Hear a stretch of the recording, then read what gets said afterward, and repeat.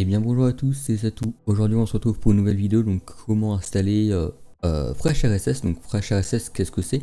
C'est tout simplement un agrégateur de flux RSS qu'on héberge soi-même forcément. Il y a le très populaire Feedly par exemple. Bah, ça fait un peu la même chose. En gros ça sert surtout pour faire sa veille, dans mon cas informatique. Donc du coup, bah, il nous faut un serveur LAMP pour faire ce FreshRSS. Donc du coup ici, on a tout ce qu'il nous faut donc pour avoir notre petit serveur LAMP. Et surtout pour l'installation de FreshRSS, donc tous les prérequis. Donc il nous faut un Apache 2, il nous faut un PHP, ainsi qu'une petite blinde de modules, et encore ça va. Aussi du MySQL, donc on va faire un peu de MySQL, rien de foufou, on va juste créer un user. Donc du coup bah, j'ai créé une petite machine virtuelle, je vais pas montrer comment installer Debian 10, peut-être que si ça intéresse je ferai une vidéo dessus. En attendant j'ai Debian 10 d'installer. J'ai déjà foutu ma carte réseau en DHCP, j'ai déjà configuré aussi mon DNS. Donc j'ai fait une vidéo d'ailleurs pour changer son DNS et son adresse IP. Bah, je vous mettrai ça dans les fiches. Et du coup, notre machine est à booter. Donc on va mettre notre petit utilisateur et on va mettre notre mot de passe. Tac. Et on va se mettre en super utilisateur parce que sinon bah, on ne pourra pas faire grand chose forcément. Donc du coup, première chose que je peux faire, c'est me mettre au dossier, au fichier racine. Donc à la racine de mon Debian. Je fais un petit clear pour dégager tout ça. Et ensuite ce qu'on peut commencer à faire, c'est faire un apt pas install. On peut faire un apt update et un apt upgrade pour mettre à jour du coup le paquet. Et j'oublie pas aussi le -y. Donc qu'est-ce que fait le -y? C'est tout simple, je vais vous montrer tout simplement, mais tac. Les fichiers s'installent en gros. Mais avant de réellement s'installer, il nous demande est-ce que vous souhaitez continuer. On peut faire O.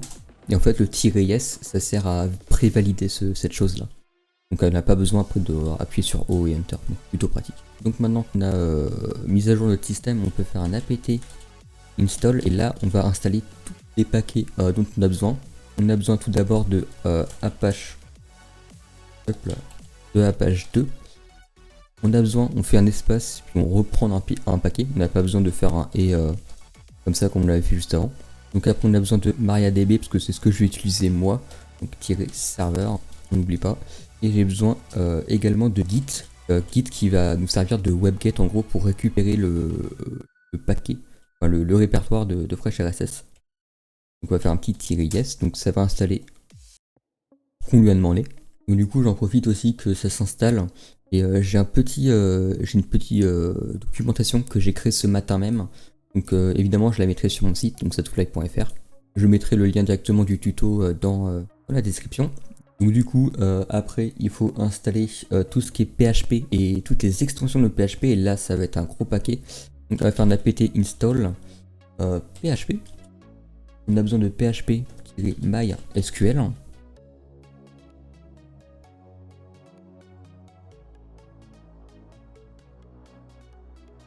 On peut faire un yes, tac. Donc tous mes paquets vont s'installer, donc on a que ça comme paquet, on n'a pas non plus des masses, mais il y en a quand même un petit paquet, quoi, sans mauvais jeu de mots encore une fois. Donc voilà, donc nos paquets sont installés, on va refaire un apt install pour Vim, parce que je n'ai pas installé Vim sur cette machine.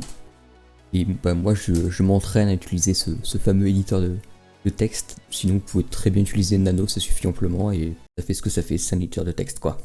Donc ensuite on a déjà téléchargé Apache 2, donc forcément on n'a besoin de rien de faire, on a juste besoin de connaître notre adresse IP, donc pour ça on va me mettre dans ma machine, on va faire un petit PADDR pour connaître notre adresse IP, donc normalement vous devrez mettre une adresse IP fixe en général, en tout cas moi c'est juste pour montrer, donc j'ai mis en DHCP, je me suis pas pris la tête. Et forcément c'est pas quelque chose que je vais te faire tourner H24, c'est un truc de test. Donc si comme moi c'est juste un truc de test, laissez en DHCP, c'est pas trop important, mais si c'est vraiment quelque chose que vous voulez mettre en place, etc. Bah pourquoi pas. Sachant que d'ailleurs l'install, je l'ai pas précisé, mais je la fais en local, pas en pas sur le web en soi. Donc personne n'y aura accès, il y aura que moi qui aura accès en local. Donc ça viendra un peu plus tard. En tout cas pour le moment je fais juste le petit test en local parce que je peux pas faire autrement. Donc là on peut voir que notre IP elle est là, le inet. Donc c'est pareil, je l'ai déjà, enfin, dans tous les cas j'explique sur mon tuto, donc pas de souci. Donc hop, donc je vais aller à mon adresse IP, donc c'est 100, ah bah elle est là. Donc du coup, hop, non c'est pas un 7, c'est un T13. Et du coup on tombe bien sur la page d'Apache 2, c'est un peu compliqué à dire cette phrase. Notre Apache marche très bien. Donc c'est ok, maintenant on va vérifier si notre PHP marche. Donc on va utiliser Vim, donc utiliser Nano, donc Nano comme éditeur de texte. Comme vous voulez, moi je vais utiliser Vim. On va éditer, c'est dans var whtml et index.html, donc on va juste mettre PHP à la place d'HTML. Ici on a un petit fichier, donc ici on va mettre PHP info, on n'oublie pas les parenthèses et on ferme, enfin on cut le code ici. On fait un petit point d'interrogation et on ferme ça. Write and quit. Donc voilà, donc j'ai édité mon fichier, donc normalement je peux avoir accès à mes infos de PHP. Donc je reste sur mon adresse IP, je fais un slash, et là on va mettre index.php. Donc voilà, donc là on tombe bien sur la page de PHP version 7.3. Bon bref, notre PHP il marche, donc ce qu'on va faire c'est qu'on va supprimer tout ça, parce que ça nous sert, ça nous aide aucune utilité forcément.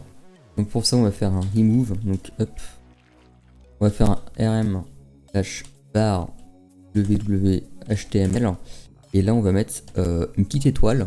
L'étoile signifie qu'on va supprimer tout ce qu'il y a dans le répertoire HTML. Donc tac, donc là c'est supprimé. Donc voilà, ce qu'on peut faire c'est préparer du coup notre base de données. Donc on fait mysql -u root. Donc là on va entrer dans notre base de données et du coup on va en créer une. Donc on va faire create database et là on va la nommer fresh RSS, pourquoi pas, parce que c'est ce qu'on veut installer, donc nommez-la comme vous voulez. Moi je vais la nommer fresh RSS. Tac. Forcément j'ai oublié le petit point virgule à la fin, donc normalement faut faire ça et un point virgule, faut pas l'oublier parce que sinon ça vous fait comme moi j'ai fait, en tout cas ça vous montre comme ça. Si vous l'oubliez, il est juste à taper un petit point virgule après et hop, c'est reparti. Donc ensuite on peut créer notre user, donc create user, donc là hop, on va créer user that2fly @localhost, donc ça c'est juste pour ajouter une petite sécurité à notre base de données. J'ai pris l'habitude de le faire, mais on peut enlever le localhost, ça change pas grand chose en soi. Donc on va mettre identified by et là on va mettre notre mot de passe, donc tac. Et moi comme mot de passe je vais mettre votre mot de passe, votre MDP, comme je l'ai fait sur mon tuto. On n'oublie pas le point virgule à la fin. Tac, donc c'est ok. Oui, ok. Et maintenant on va juste donner tous les privilèges à notre user. Donc grant all pages on fresh RSS .étoile. Et là on va mettre notre petit user, donc that2fly les petits x local point virgule. Donc là ce que j'ai fait c'est qu'en gros je donne tous les privilèges à mon utilisateur that2fly dans la base de données fresh RSS. Hop. Alors là j'ai fait une petite bêtise apparemment, donc on va voir ce que c'est. Voilà, donc ça, alors chaque fois ça me le fait, donc forcément j'ai pas dit tout. Ici il faut mettre un petit tout, parce que sinon il va pas savoir à qui donner les permissions forcément. Donc tac, donc maintenant j'ai mis mon petit tout et là ça marche. Donc ensuite on n'oublie pas le petit fetch privileges, tac, avec le point virgule. J'ai encore fait une erreur décidément. Privileges, ok. Donc forcément faut pas faire d'erreur dans les caractères, hein, ça paraît logique. Et maintenant on peut juste faire un petit exit et on a fini. On a créé notre user sur la base de données. On va juste faire un petit clear pour que ce soit tout propre. Donc maintenant on peut commencer l'installation de fresh RSS, donc on peut faire un cd/temp. Donc là-dedans normalement on a deux trucs, ça on s'en fout, donc c'est pas trop grave. Et ici justement je vais utiliser le git clone qui va me permettre de cloner quelque chose sur GitHub. Donc là je vais mettre le lien de notre truc qu'on veut télécharger, donc de fresh RSS. Donc https://github.com/fresh RSS. On n'oublie pas les majuscules, c'est super important ceci, sinon ça ne marchera pas. Et on remet fresh RSS. On fait enter. Et là ça va cloner du coup le fichier. Du coup si je regarde ce que j'ai à cette adresse là, j'ai GitHub et là j'ai le code de fresh RSS. Et ici un petit bouton de télécharger et git clone, c'est ce qu'il va faire, c'est qu'il va en gros cliquer sur ce bouton de télécharger et ça va le télécharger ici. Donc là, si je refais un ls, on peut voir qu'il y a un dossier qui s'appelle FreshRSS. Donc là, le dossier est déjà décompressé, donc on va pas le faire, parce que du coup, il est déjà décompressé, pas besoin de le faire. Et ici, du coup, on va copier ceci, tac, tp-r, donc temp et FreshRSS, oubliez la majuscule. Et je vais copier ce répertoire dans user share. Comme ça, on garde une copie. On pourrait le move totalement, hein, faire un MV, il me semble, pour le move. Et moi, je vais juste faire un copie, comme ça, je garde l'archive j'en ai besoin. Et ensuite, on a juste à donner du coup les privilèges. Tac. Donc, un chmod-r .www ta. Et on va donner les privilèges forcément à user share fresh RSS. Et on a aussi un chmod -r775 à faire. La même chose, donc user share fresh RSS, tac. Et maintenant, il nous reste à créer un lien symbolique. Donc, on va faire un ln-s. Donc, on va créer un lien symbolique. Donc, le lien symbolique, c'est un peu une sorte de raccourci pour faire simple. User share fresh RSS. On va faire le lien du coup dans bar www html. Tac. Donc là, notre lien symbolique est créé. Et maintenant, on a quasiment fini. On va juste aller tac sur le navigateur. On va retourner du coup sur notre petite page et au lieu de mettre index.php, d'ailleurs normalement si je refresh, il me trouve plus la page forcément parce que je l'ai supprimé. Et ici, je vais mettre un fresh RSS tout simplement. Et ça nous met sur la page de fresh RSS. Donc ici, on peut choisir notre langue. Donc là, je suis déjà en français, donc je vais juste appuyer sur valider.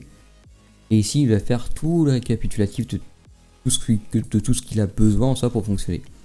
Donc moi, si vous avez bien fait le tuto, tout est ok. On a juste à faire passer à l'étape suivante. Hop. Et ici, va falloir se connecter du coup à notre base de données. Donc, on laisse tout ça par défaut. L'utilisateur, du coup, mon nom du user c'était Zatufly. Le mot de passe, je vais mettre votre MDP parce que moi c'était mon mot de passe. Et la base de données, c'était du coup fresh RSS. On peut faire valider. Donc ici, il nous demande de créer un utilisateur pour se connecter après par-dessus. Donc là, il y a Dashlane qui vient m'embêter, mais c'est pas très grave. Donc je vais recréer un utilisateur Zatufly, comme ça je suis pas perdu. Et là, je vais mettre un mot de passe, donc 1, 2, 3, 4, 5, 6, 7, 8. Je me prends pas la tête. Je fais valider.